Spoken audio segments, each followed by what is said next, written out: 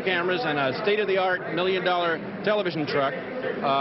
7 cameras, 7 different locations, 60 in our crew tonight. David, I think you have to look at the event, the number of cameras we have here, and realize that it's really become a absolute TV event. Definitely newsworthy. For sure. No All doubt. right. Thank you, John. Back to you, Greg. And thank you, David Sandfield and John Bradley. Now, the race that all of Anaheim Stadium, all 70,035 people have been waiting for, the beginning of the main event. And here we go. The gate is down, falling backwards towards the riders, and we're off to a start. Looks like Ricky Johnson and Johnny O'Mara and David Bailey getting off to a good one. Whoa, a Suzuki gets backdoored out there, coming through the first corner. Holy smoke, Burnworth. Oh, Burnworth gets knocked down by Ricky Johnson in the second corner of the race. That's the Yamaha factory pilot in the orange and black, and he's under his bike. It's taken him a couple minutes to get back up. We certainly hope he's okay. You can see we got medical personnel right there on top of it, but he's getting back up and walking back towards his bike. So now let's go back to the leaders. Up in the top spot, you got Ricky Johnson in the lead. Whoa, there's another bail in the stand. It looks like Brock Glover. And indeed it is. Brock, number 4 from El Cajon, one of the favorites to this race, can only watch as the entire rest of the field goes by him. So Ricky Johnson's got Burnworth out of the way. He's got Glover out of the way. Those are 2 very major riders in this race, and so Ricky can breathe a little bit easier as the green flag is out and we've got an official start. Look at the lead that RJ is sitting upon. His very first race of the 1986 season for the Honda factory, and certainly he is putting on a great show. There he is, tripling the jumps, just like we saw him do earlier during qualifying. Ricky Johnson with about a 4, maybe even a 5-second lead at this point, which is real nice to sit on in the early going of the race. During last season's event, we were running 2 12-lap main events, but we threw that out for 1986 as these guys are running 1 winner-take-all main event. Whatever happens here is the basis upon which all the points and all the money is going to be going out. Number 5, Ricky Johnson from El Cajon, again sitting on a nice little gap over what looked to be number 11, George Holland. What's this? 3 and 6, that's Bailey and O'Mara right now battling it out for what I believe is 4th place. Now moving up into 3rd is Bailey. That'll drop O'Mara back down into 4th.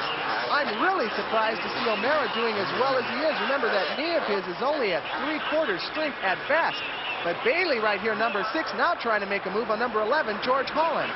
We'll go back to them in just a few minutes. But first, again, let's look at the big lead that Ricky Johnson is sitting on.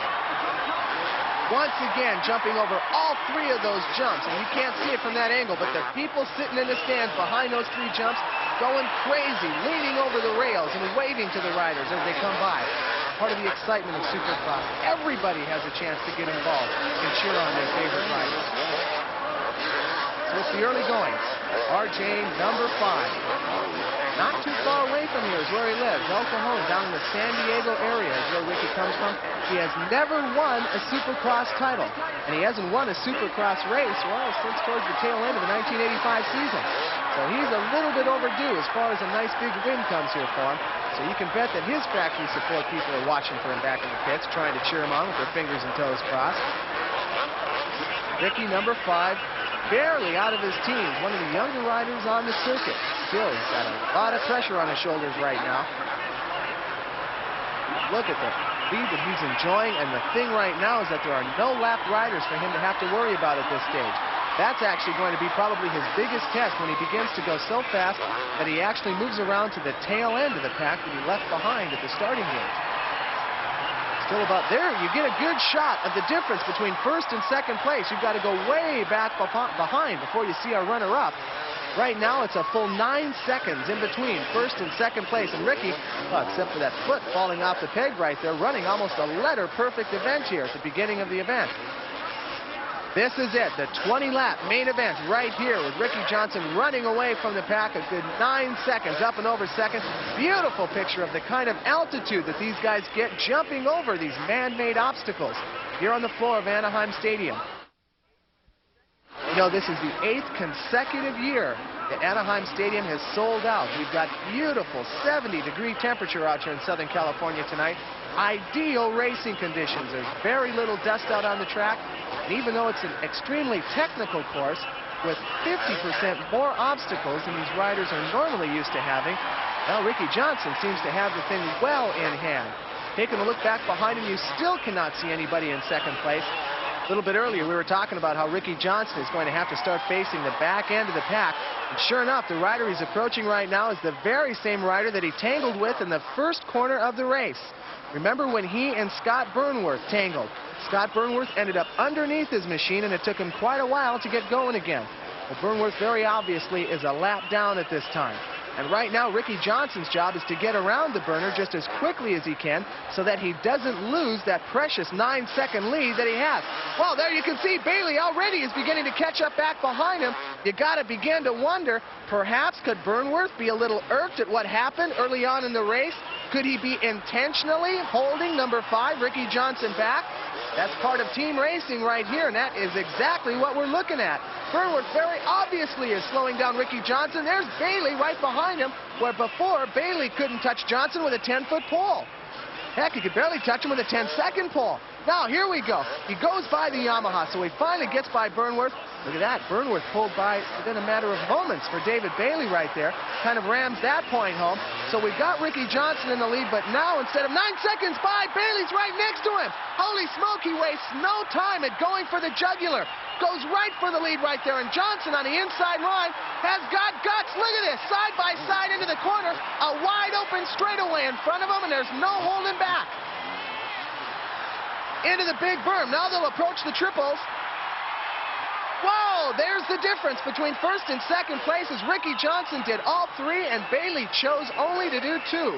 Now probably a safety factor there. Reason why David didn't want to land on top of Ricky had Ricky not gone for all 3 of them at once. Whoa, some tight racing going on right here. Yeah, get out of the way, photographer. We want to get a look at this. It's the race for first place. This is the closest we have ever seen our top 2 finishers here tonight. Number 5 in the blue jersey from Honda, Ricky Johnson, also on a Honda. Number 6, David Bailey right back behind him as they cross the finish line. That's a lapped rider they're going by right there. Number 8, Jay Whiting, he's at least 1 lap down. All along the side of the track, friends cheering them on, waving their fists, pointing to their heads, saying, think, guys, think. Got the youngster, and although he's not old, you got to call him the oldster. David Bailey, of course, has been around for quite a long time, the 2-time Grand National Champion. But Ricky Johnson is only this season beginning his rapid climb up through the ranks. Look at that, over the triples, and this time David Bailey makes all 3 of the triples as well. Remember, since they are on the same factory team, that means they won't be taking any unnecessary chances as far as their racing goes when they get side by side.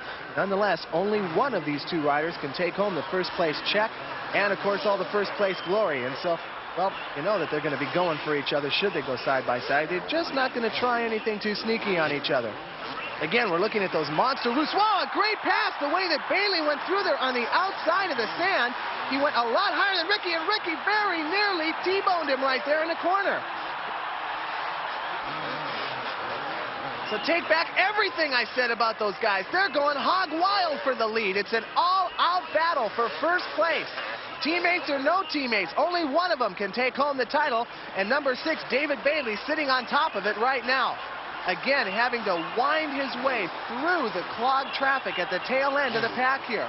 Number 5 is the only guy in camera view right now who is on the same lap. Everybody else, they're at least 1 lap down. It's a wide open 1-2 punch.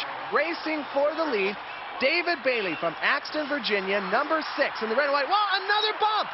And this time, Johnson is going to use the loss of Bailey's momentum to his advantage as he'll take the lead right back.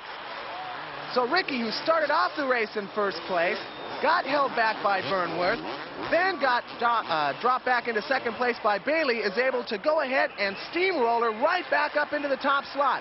Bailey not about to give up. He's less than a bike length down. It's another tight corner just before the finish line. Very nearly side by side as they go up in the air. Ricky now with only 1 bike length of an advantage in between first and second place. Holy smoke, you can run out of breath just talking about this thing. And we sure hope you're enjoying all the action at your own home. At this point right now, it looks like we're going to have a little bit of a break in the action. David Bailey down in second place as Ricky right now enjoying, well, it's about a bike length and a half, 2 bike lengths in certain sections of the track. Look at this, Bailey on the inside pulls the lead and takes it back again. That's the 4th time in a lap that we've had the lead change. So at this point, give me a chance to catch my breath. This is Greg Barbacovi along with David Stanfield, and through the miracles of television, you've anything at all. We still got a super tight race for first and second place. There you can see number 5, Ricky Johnson in the blue jersey, doing his best to try and regain the lead that he held for the very first part of the event. Ricky was the early leader. As a matter of fact, he and another rider tangled in the very first corner of the race. Burnworth went down. Ricky held the lead for the first third. Then David Bailey began his come from behind. Those guys knuckle to knuckle right now. Here, once again on the inside, Ricky trying to take the lead back, but David Bailey says, move over, Sarge, and he regains the lead. So number 6 and number 5, both of them from the very same team. That hasn't stopped them from some major league bumping and grinding, though, as both of these guys have been knocking each other and hay bales, trying to maintain the precious gap that both of them have held at one time or another in the top slot. There's a very unusual picture right there. Who would have ever thought that you would see number 4, Brock Glover, former Supercross champ, being lapped, and there's Ricky Johnson, a great inside pass, and Bailey gets him back again. Holy these guys. Now Bailey comes to almost a complete stop, and Ricky Johnson's front tire almost climbed up the back of David Bailey's jersey.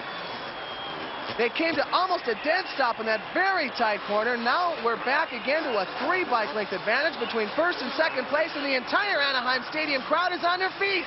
We've got over 70,000 people here in Southern California. The 8th year in a row that this has been a sellout. And everybody is on their feet watching first and second place.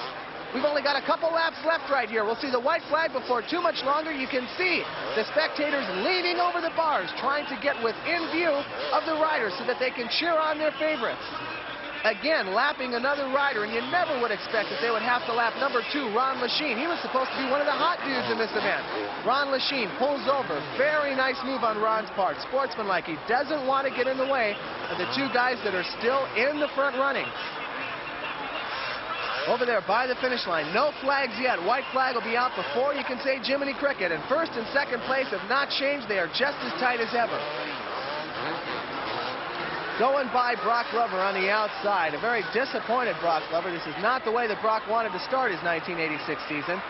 But the little professor, the son of a former American champion, David Bailey.